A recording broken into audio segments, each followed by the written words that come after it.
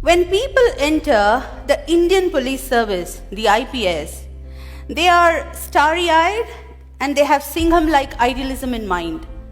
But as days roll by and they become part of the system, their idealism waxes and wanes. And the first sign of this is when the officer begins to think in terms of what his political boss wants rather than what the law demands. I was posted as the Deputy Commissioner of Police, Bengaluru City Armed Reserve, and my job was to supervise man management, personnel deployment, and therefore I took stock of the situation as to where my boys had been deployed. And to my utter shock, I found that a number of politicians, the public representatives, the MLAs, MPs, MLCs and so on, had kept gunmen in excess of the authorized number they were supposed to keep. Now, I made a list. There were 82 politicians who had kept about 216 gunmen in excess of the number they were entitled. I started withdrawing them. The first resistance came from my own boss, who reprimanded me in front of my subordinate officers.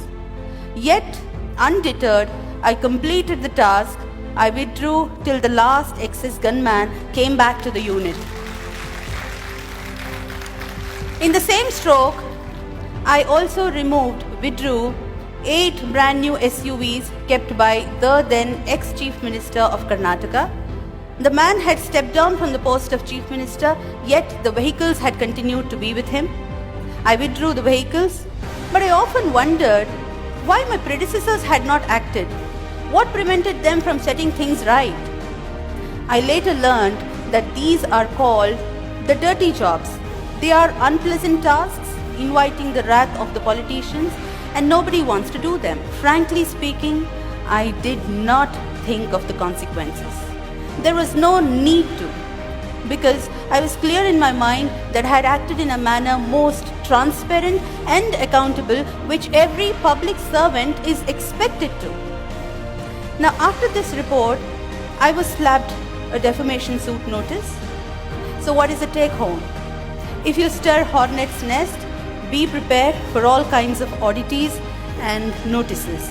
So challenges therefore are manifold.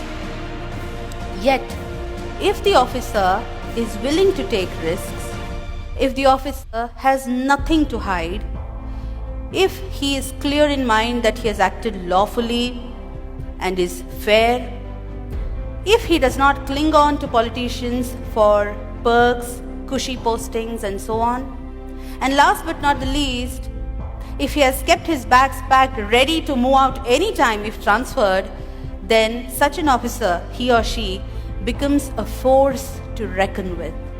After taking head-on the mighty and powerful on several occasions, if I am alive and kicking and able to deliver a TED Talk before you all, you can imagine the robust protection under law available to the bureaucrats for acts done in official capacity. And therefore, I find many of the fears of bureaucrats to be unfounded and baseless.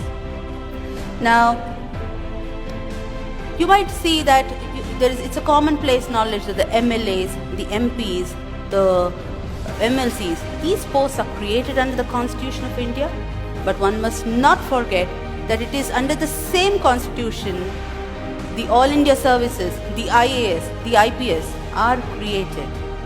And Article 311 of the Constitution gives complete protection to the bureaucrats for acts done in official capacity, and it is available to every officer in the country, including the state services.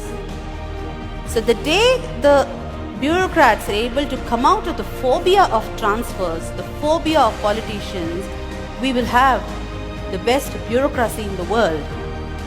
Karl Marx once said, bureaucracy is an iron cage. But I find that our bureaucrats have chained themselves. They are the ones holding the chains. The day they break away from these self-imposed chains, the day they start exercising their real powers, we will see a new India. Thank you.